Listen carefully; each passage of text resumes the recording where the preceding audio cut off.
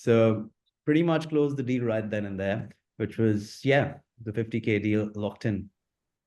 All right, awesome. I'm here with Laksha over from Melbourne in Australia. Been out to Sydney before, never actually visited your homeland, man. But dude, appreciate you coming on. I appreciate you kind of, being open to share your experience within the modern SDR and kind of what you learned with objection handling, with other sales training stuff. But first, if you just want to kind of take it away, kind of intro yourself, kind of what you do, and how you even stumbled upon this. Thank you, man. Yeah. Thank you, Kiko. Honestly, I mean, this has been great. And I have to start by saying how grateful I am for you to actually putting this out there. Because not just for me, but I feel there's so many millions who could use this as a, great starting point to understanding how well they can use sales to really build what they want to build. And just for me, as an introduction, I would say I am into commercial designing of spaces and selling products like acoustic furniture, soundproof rooms, cabinetry, and a lot of other movable things that goes along with anything commercial in a space. So that's pretty much what my job is, and I absolutely love it. I'm a student of design thinking. I have background in working in Amazon and all these other big companies, and left that job and came into this space because I love creating spaces. So this year, for example, we did the Nike office in Melbourne and the ABC studios in Melbourne and a couple of big other schools and universities. And that was like a big highlight for this year for me and like a good win. So that's pretty much what my background is and what I do. And I have to start by saying that for the longest, I was looking for something to add on to, including this job, because I feel like I had a thing in my head where I feel that when we 30, which I'm closing to right now, I'm closing to 30 and I'm going to be 30 another month.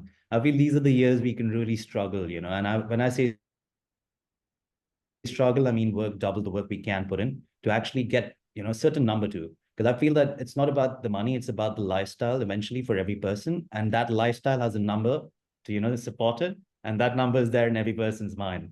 So I wanted to get to that number too. And I remember telling myself for the longest that I want to do something that I can, take on as other than what I do in my job. And a lot of other courses came along, life coaching and working with people to help them, consulting and doing things.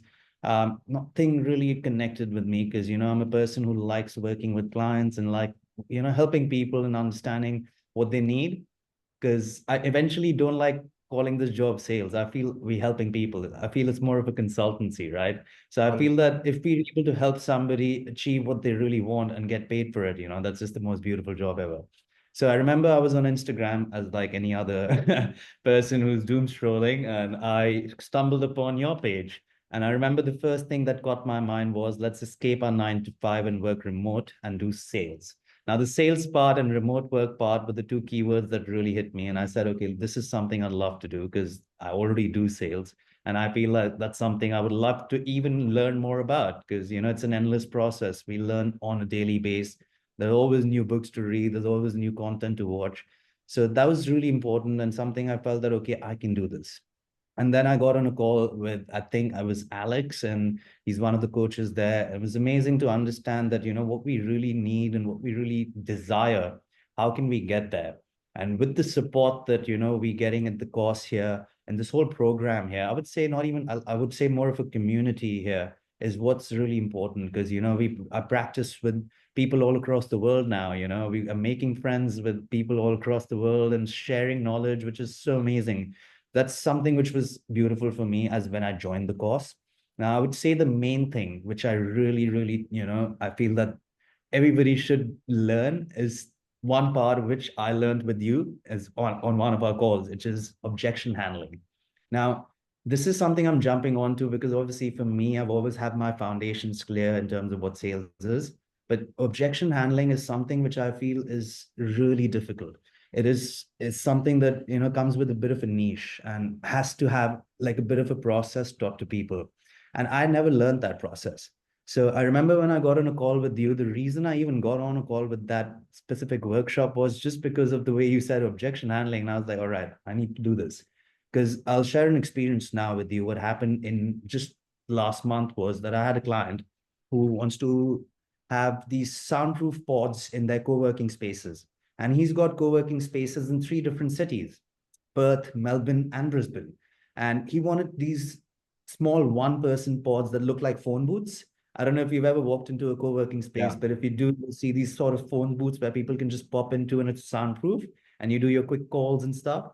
So those are called those pods, you know. So he wanted those. And now that's a very competitive market because everybody does that. It's, you know, pretty much the same product. We all know where these are made. Maybe just a minor few features would be different, but pretty much the same product. And eventually, when such a competitive market is there, you know, the pricing is what, you know, becomes the war game.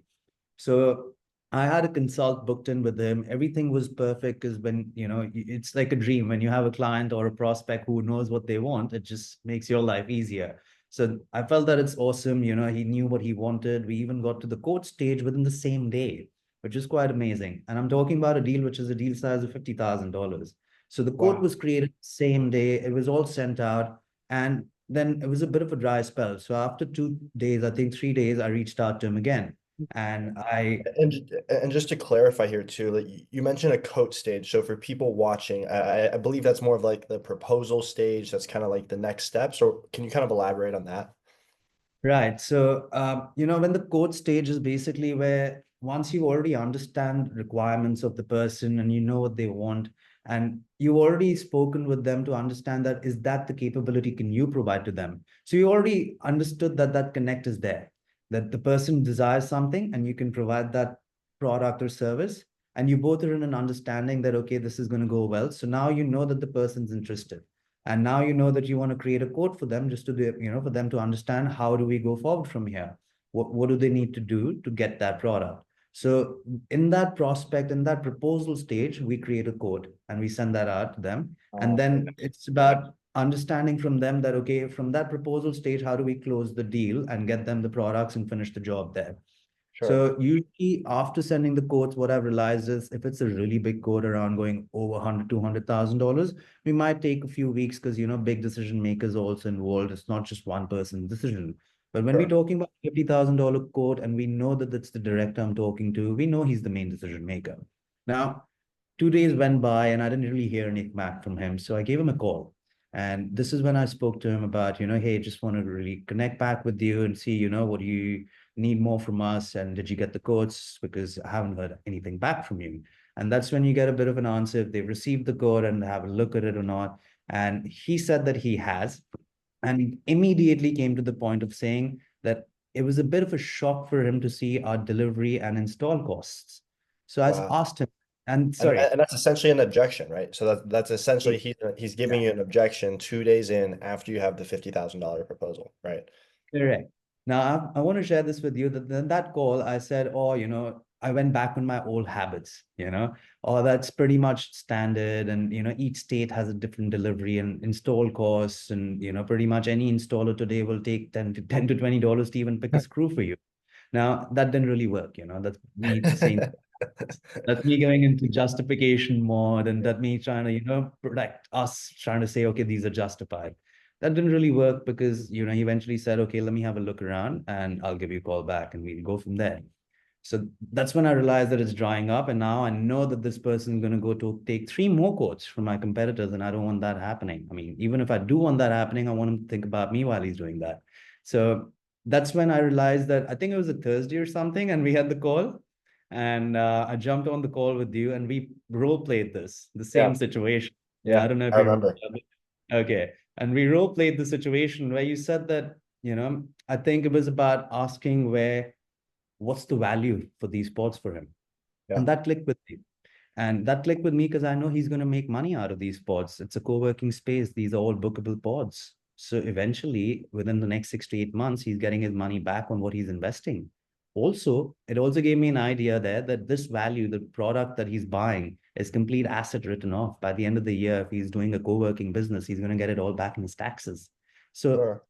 when the objection side came to me that it's about asking them the questions about what is the real value to them, you know, and then putting that against the value of the delivery and install cost. And then asking them, okay, what do we need next from here to understand that this can be done? So I took that and I remember doing that role playing with you. And I'm like, okay, let me just practice this. Let me see if this works, it works. It doesn't work, it doesn't work. Sales is anyways a numbers game. We keep trying. So I called him and I asked him again. This was after the second day of our call. And I called him and I said, Jamie, I thought I'll take another minute with you and just wanted to see where we at. And he said, Laksh, it's still about the delivery and install costs. And that's where I started. I said, okay, so what do you feel the value of these pods are going to be for you? Because I believe these are all bookable pods. So what do you think you can make out of these in the next month or the next 6 months? So he said, well, each pod can get me like, $10 or $20 an hour. And I said, okay, let's say on an average also per day, if these guys are getting booked out and all 5, 6 pods are getting booked out on all 3 sites, you're easily getting your money back of that entire $50,000 in less than 3 months. Then I also used the second part, which is again making him understand the value of getting his money back. And I said, I think with the tax write-offs we've got in Australia here, you're going to get your entire money back on these because these are tertiary assets. And that clicked with him. And then he started talking more. So he's like, yeah, I totally understand. And it's just that, the delivery and install cost is so high that, for me going forward right now, I need to see my cash flows. So I understood cash flows initially. It started to isolate the next objection, right? Which you're able to handle. Yes, Is that which correct? is that how do we handle the cash flow? So I Yeah. said, okay, what sort of a cash flow do you think you need to hold? And I feel that, it's going to be easy for me to break it up and I can share a few other options. Would you be, are you opposed to going for a finance? Yeah. And he looked at me and I mean, he spoke to me in a way where he said, he took a pause and he said, well, that's actually good. We could do a finance plan. I could, have a look at it at least. So that gave me an idea that because of his cash flow, he will go for a finance plan because if he's a smart business owner, which he is, he will look at it in that. Yeah. And I Wow. immediately mocked up a finance plan for him for all 3 of his codes. And then we had a bit of a, forward, backward going in finance plans itself, where he didn't want to give director's guarantee. So we found another lender who could give him finance without director's guarantee. Then we had to accept that rate that that lender was giving because, if you have without director's guarantee, the rates are higher. But eventually he said yes to it and we could go forward with it. So it's about literally understanding what he really needed was support in his finance and actually at the same time monetize these pods. So he understood the value. He understood that, okay, he's going to monetize these pods anyways, and he's going to get the tax return back. So just the cash flow part, which was really bothering him, we helped him out with the finance now. Wow. So That's that helped incredible. me catch the deal. We followed it up, and finance plans are so easy nowadays. It's like people are literally looking to people to give money out because nobody's borrowing right now with interest rates all over the globe so high. So pretty much closed the deal right then and there, which was, yeah, the 50K deal locked in. Dude, incredible. And congrats on that. That's awesome to see you implementing, everything there.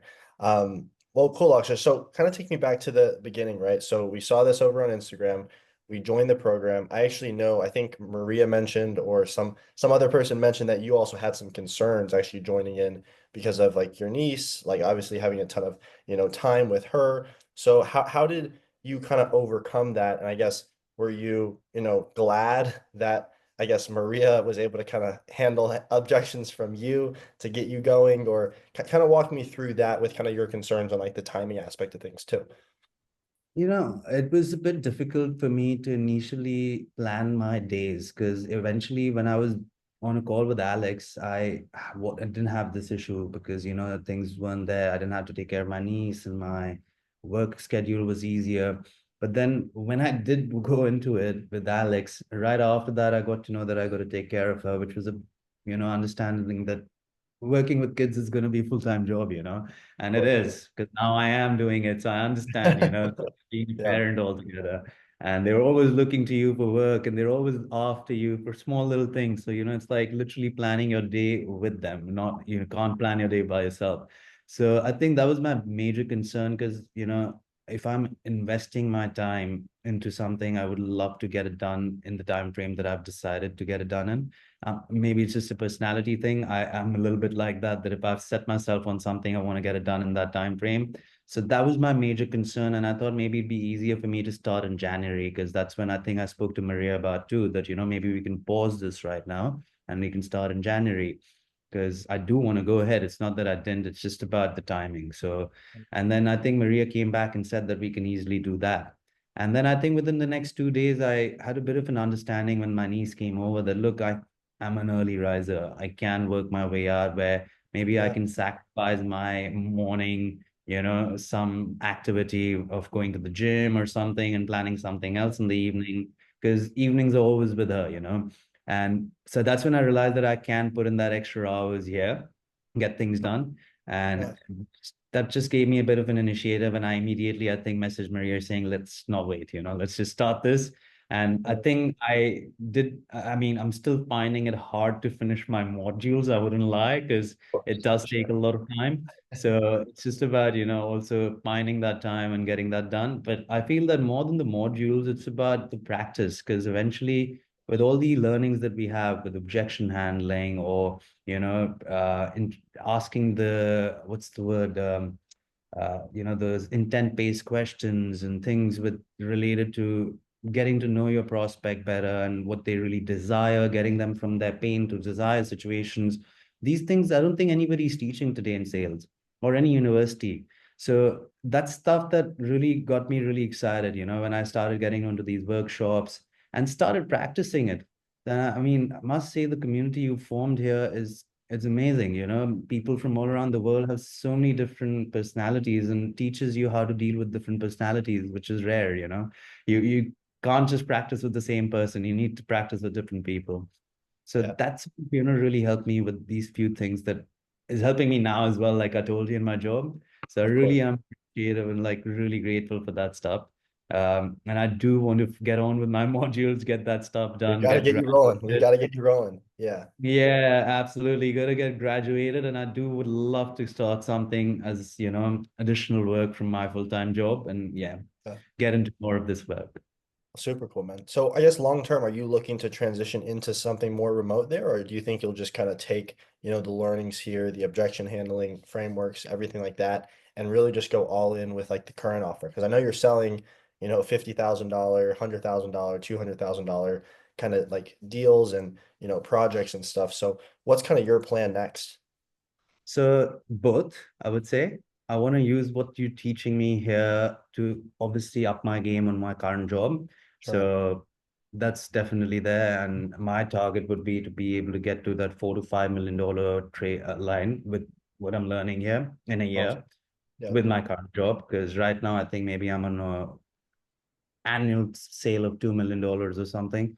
That's So awesome. Wow. yeah, thank you. So I would love to, sort of reach that, I'd say, a goal and, be able to get there. The second thing, yes, like I said, both, I would love to take on more work in my free time and be able to, get into these different services and products that I can help people get to. And yeah, pretty much work through that in my own time, because that's going to help me get to my larger goal. And I don't know if I've shared that with you yet, but I think I've spoken to a few of the other members and we've spoken about it, which is to be able to open my own spiritual center. And it's going to be Wow. something which is free of cost. It's going to be more like a non-for-profit thing where people can come and learn about meditation. And I Wow. want it to be from the age group of starting as young as possible and as old to be, because I feel That's that's one thing which is not taught in schools yet. And, children should learn about meditation and finding that bit of a peace through it. yeah. So yeah, Wow. that's the eventual big goal. And I have a number in my mind, like I said in the beginning of the call. Of course. But that number and that goal, I need to be able to do these extra jobs and be able to make that money, at least for the next 5 to 6 years, having a bit of a roadmap. And if I'm able to achieve that, then there's nothing like it.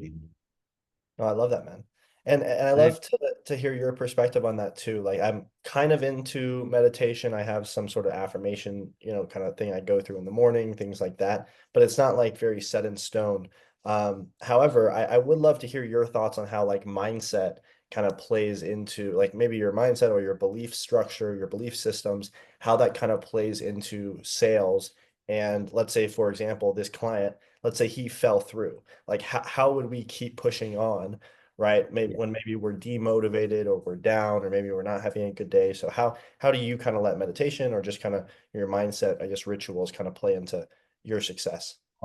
That's a great question. I think this is something, I mean, each to its own, but I'll share mine for sure, because sales is one of those jobs that can affect you a little too hard mentally. It's not about just losing a deal, it's about even having a cold call with somebody who can be absolutely rude. Now, I could do a very proper British accent. I just don't do it because it'd be fake. But I remember when I came to Australia or even any international country and you're trying to make calls, it's a bit of a thing where people hear the accents being different from what they used to hearing and they get into this safety zone, which is very fair to happen. If, let's say, you get a call all of a sudden and you're not used to that tone because you're in Canada or US, you'd be a little sus about what's happening or what the call is, and you might be a bit, I'm not saying you would, but people can be a bit rude, or those calls can go sideways. So it's really important to know that it's just another job, and it's just another day, and it's just another call. So maybe this call was bad, but the next one good, So I feel that the best thing to teach yourself, and this is in any I'd say field or any I'd say job, is it's a numbers game. You keep trying your best. And when you do get that, you take a minute, you take a breath, and that's where the meditation part comes in. And you just completely let loose of all your thoughts. If you're able to let loose of all your thoughts, which is a practice in meditation, and can just focus on that one thing that can really put you in a happy place, right? These things won't matter to you. Now I Right. have a team of 4 people and we all work together, and I've seen a lot of times men and women both break down after certain calls, because people can Yeah. be absolutely noxious. It's all about finding that minute, closing your eyes, finding a quiet spot, and taking deep breaths. If you're Wow. able to close all those thoughts, you'll automatically come back to that positive state, or think about that one place that you're the most happiest. And I've Right. also realized with sales specifically or consultancy specifically, if you're on a cold call, it really works, which is just have a fake smile on your face. And I mean, if Fake you're it until you make smiling, it going. yeah, Yeah. I mean, it just works in a very weird way that the other person can feel your energy in a way, And I so believe in energy. So if you're going in within a call with that positive energy, it's like manifestation, right? Because That's you felt that I've closed this deal, the client's happy with me. So you're already getting that feeling in you that you're happy because the deal's yeah. closed.